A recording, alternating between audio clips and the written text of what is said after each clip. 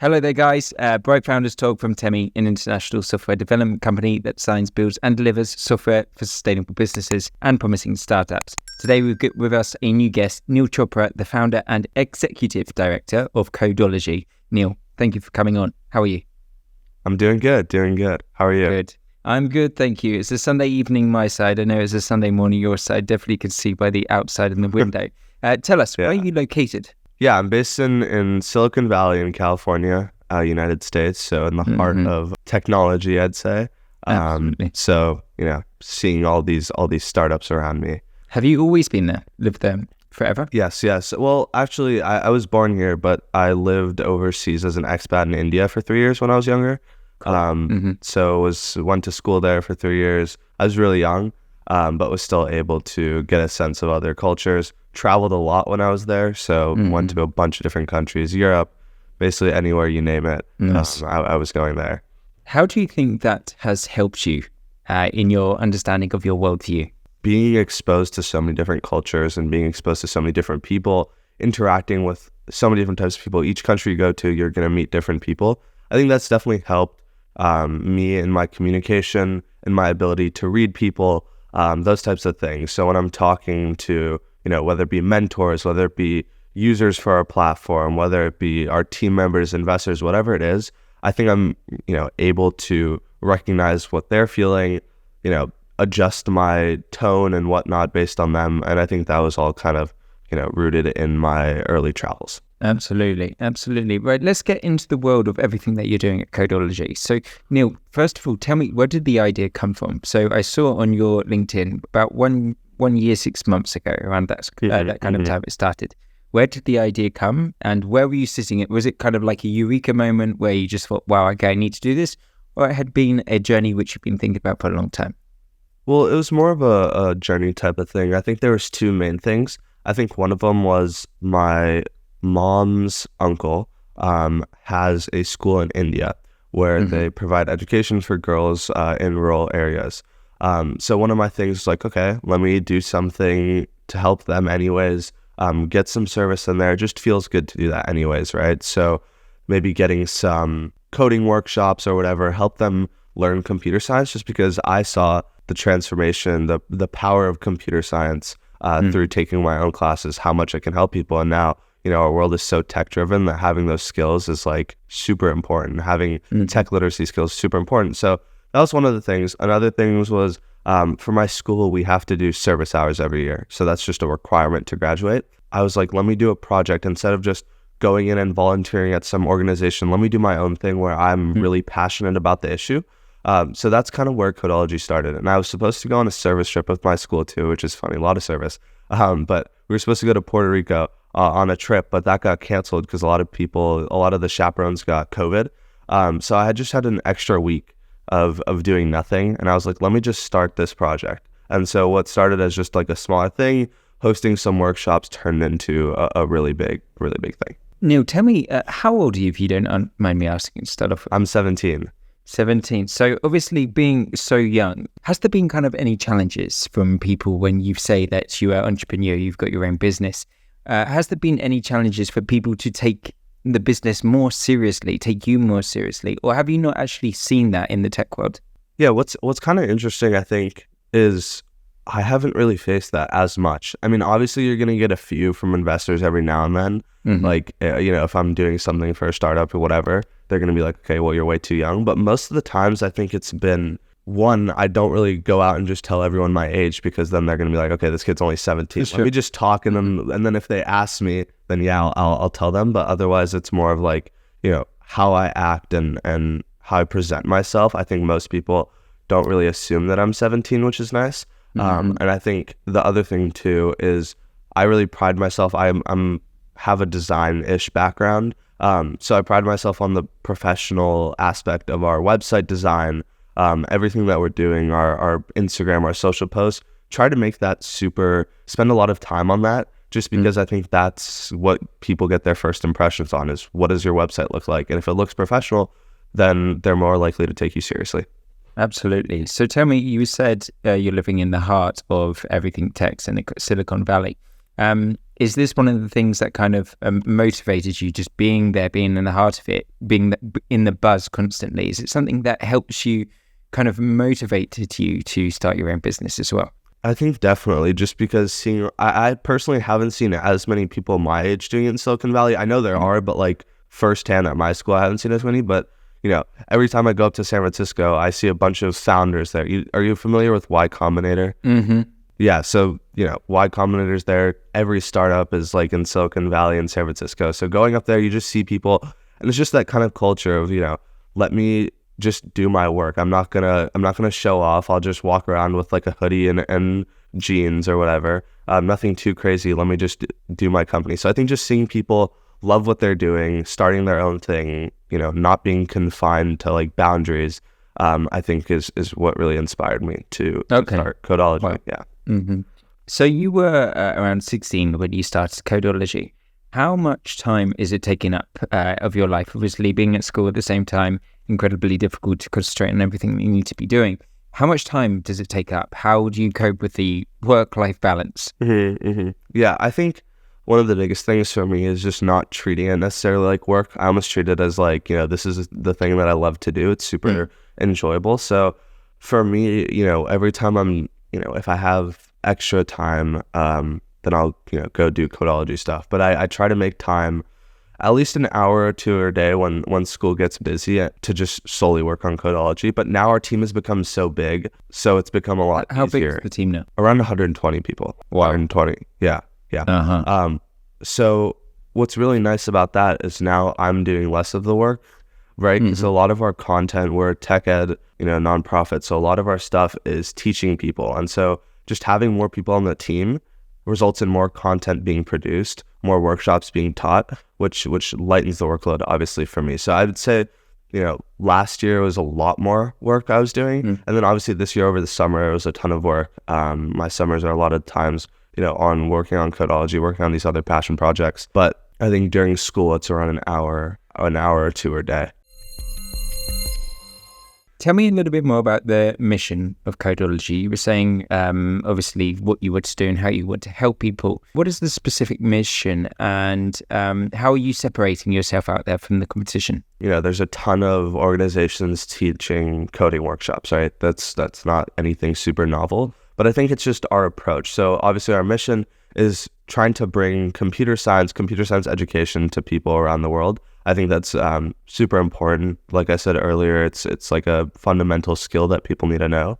But I think what makes us so different is our hands-on approach. So we emphasize, hands-on teaching. We do live workshops. We keep them in a small student to teacher ratio so that the instructor is able to interact with the people, is able to actually get to know their students, right? And then obviously through our videos and our courses, all of that stuff, we emphasize project-based learning. So what I noticed when I was looking through a lot of courses and stuff like that is they would go straight into the syntax. How do I actually print hello world, right? Stuff like that. Whereas we're more of let's learn the theory, let's learn the idea behind it, then let's apply that to the syntax, the programming. And then after that, let's actually build a project based on what you've just learned. So I think that's what makes us really different in our teaching approach. Let's talk about your journey a little bit more. So what is helping you to become and be a better entrepreneur? Are you reading a lot of literature in order to help you? Is it the mentors that you were saying at the beginning? Is it family? Is it your family that's a kind of entrepreneur mindset? Where did this come from? I think definitely family, because my dad was an entrepreneur himself. So just kind of like that whole thing. If I'm ever having trouble, I'll just ask him because he was successful on his journey. So he's been around. He knows through the struggles, the successes. So just having someone like that, I think I'm super lucky to have to just be right down in my house. I'm like, okay, if I have a question, I can just go. He's not going to be like, oh, I'm not going to answer it. Of course he's going to answer it, right? So just having that support system. Obviously my mom too is in tech, so just having both of those people, I think I'm super fortunate to have. But then of course, obviously binge watching Y Combinator videos, looking at Paul Graham's essays, stuff like that, I think is nice to see too. And then obviously, if I'm scrolling on social media and I see other entrepreneurs, it's just cool to see everyone's journey. What is your approach as the leader of Codology? Yeah, I think one of my things is let's not micromanage. I think that's the biggest thing with leadership is you need to let your team members do what they need to do to get stuff done. So I'm, rather than focusing how to do it, I'm more of like, okay, if you can get this done, cool. I don't really care exactly how you do it, whatever works well for you, as long as it's obviously ethical and whatever. But as long as it works for you and you enjoy what you're doing and you're getting stuff done, then I'm more than happy with that. So I think that's the best way to do it, is kind of just having trust in your team members. And that's really the best way, I think, to lead, especially a team that's big, and having some hierarchy, I think, definitely helps too, where, there's other support systems where I'm not the only one where people have to come back to ask questions. And is the team, are they all based in the States? They're everywhere, but most are in the States. We have some from, around the world. We have some from India, some from Singapore, some from Africa even, some from Europe. So, but most of them are based in the States. Yeah. Okay. Tell me about the challenges. 1 year, 6 months, a year and a half, basically. What has been the biggest challenge which you faced with Codology? I think it's kind of ongoing, I'd say. It is just balancing school and Codology. Obviously, now I'm applying to colleges, so it's even more busy. But last year, it was still quite busy, but balancing, doing all these standardized testing, doing actual like schoolwork, homework, all of that stuff, and still trying to maintain a social life while running Codology, I think has been the toughest part. But I think the best way that I've overcome it is just by blocking out a certain period of time every day to just working on Codology. No distractions, just being able to focus for like an hour. It could be even 30 minutes some days if I'm super busy, because obviously now that our team is almost autonomous, I don't need to put in as much work. But definitely, during the summer, I catch up a lot. I'm working a lot more on the projects, on our initiatives and everything. You talk on your website, it says, by Techies for Techies. Yeah. What is kind of the idea of Techies? Has it changed over the last, kind of 5 years, 10 years? When 10 years ago, let's say, when I was at university, a little bit less than 10 years, it was kind of Techies is, the guys behind the computers with the glasses, the guys that don't really like to interact with people. How has it changed in your eyes, and how is it changing now whilst you're at school around people who are, the people who are getting into it? As you're saying, you need to be able to know these things these days. So what's it like? What is a modern day techie? I mean, obviously there's still some of those geniuses out there that are with the glasses and they're typing away. But I think now it's transformed to like anyone who's interested in technology. They don't have to be that good. They just have to have a passion. And I think that's the biggest thing, is having that passion. Then I'd consider you to be a techie, right? You want to learn. You want to continue learning. The learning never stops. And I think just being, you want to immerse yourself in technology. You like the new things that come out. I think that's what's evolved to be a techie. You don't need to be insanely good at programming anymore. You just need to, want to be, I guess, someone who's involved with technology, someone who wants to learn programming. Any of that stuff, I think that's how it's evolved. And is it kind of is it a popular thing now among not just obviously the people that you're studying with, of course, they love tech, but do you see at school, going into universities, college, do you see that everyone is wanting to know how to code basically now? I think it depends. I think it's just obviously the computer science major in colleges is super oversaturated. There's a ton of people applying to be computer science. I think a lot of people want to learn to code, not just to like, okay, let me make a ton of money, but a lot of people just like the idea of starting something from scratch and building something from the ground up. And I think that's what entrepreneurial, like, when you're an entrepreneur, you're building something from ground up. I think that's why a lot of people enjoy learning how to code. And I think the whole problem solving aspect, I mean, that's why I fell in love with it. It was just that, I could solve a problem and there was like a defined solution. I think that's why I like math too.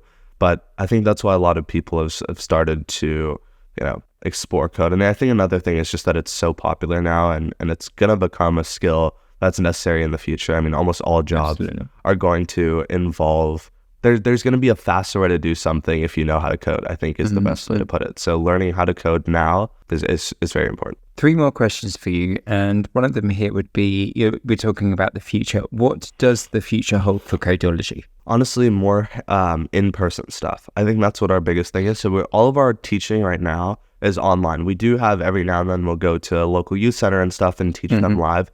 But I think because of our expanding chapter network around the world, we have around 30 chapters right now. as we continue to grow our chapters and get those more than, throughout the world, I think we want to start doing hands-on workshops for youth centers in those areas, right? So if we have someone in India who's knows, because I used to teach some workshops in India because when I lived there, coming back there to teach every now and then at my school was nice. But I think being able to expand out and teach those in person, I think is super valuable. Because when I was teaching, it was at like a school near my school, my former school.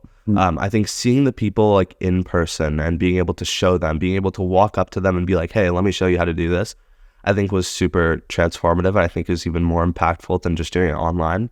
Obviously, online hands-on is still amazing, but I think being able to do more, on the field stuff, right? Being more in person, being even more hands-on, I think is what we're aiming to do. And obviously continuing some of our past initiatives. Right now we're building an app, which is almost its own startup. It's called Codin, which is helping people, which is helping people find projects and internships. So there's a huge, obviously a lot of people are applying for software engineering jobs. The best way to stand out, we've talked to a bunch of recruiters, the best way to stand out, they said, was having these side projects and demonstrating skills and abilities. Obviously a computer science degree helps, but what they really want to see is how good can you actually build something.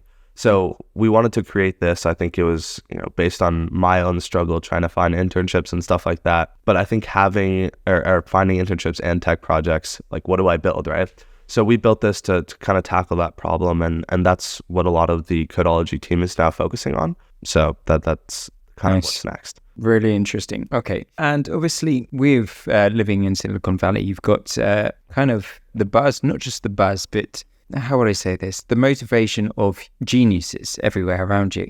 If you were to invite 3 people to dinner, who would those 3 people be and why? It's a tough question. I want to say like 3 YC guys, but I think that's too cliche. But I think definitely one of them will want to be Paul Graham. I think he's someone that I really think is not just like any, obviously he sold his own company, but I think he's not just like any other entrepreneur. I think he really values teaching people. That's why he has all these essays teaching people how to become entrepreneurs. And I think B is just the idea of people first. I think people over profits, which I really appreciate. Another person, wow, that's tough. Maybe someone else from YC, maybe like a Gary Tan or something. Seeing he's the current president, I think. Seeing how he basically was about to become a co-founder of a startup that's now worth so much money, but then didn't join that to start his own startup. Kind of seeing what, his journey through the startup world and becoming, an own successful founder, and obviously becoming a big YC founder. And I think the third person, sticking to the entrepreneurial theme, I'd say, again, another YC guy, Michael Seibel, who's the founder of Twitch. I mean, I watch his videos all the time on YouTube. So I think just being able to talk with him in person would be amazing. Just his advice is really straight up. He's, no BS. He's, straight to the chase. So I think that's what those 3 YC guys. But I bet I can think of some more. And I'll probably be like, oh, I should have said this later. But it's always like that in hindsight, for sure. Yeah. Last question for you. Obviously, an incredibly difficult question to actually answer when you're at the beginning of your journey. But what right now, as it sits, would you like your legacy to be in life, in your journey of work? I think it's to make people better at something. I think it is the best way to do it. I want to build tools that can help people become self-reliant builders. If I can create tools that empower others to build their own things that'll help the world, I think that's what I want to leave my legacy as. So building something that can help people to build something, I think is definitely what I'd want to do. Yeah. Amazing. Thank you, Neal. Neal Chopra, the founder, executive director for Codology. Thank you for coming on today, Neal. Thank you so much for having me.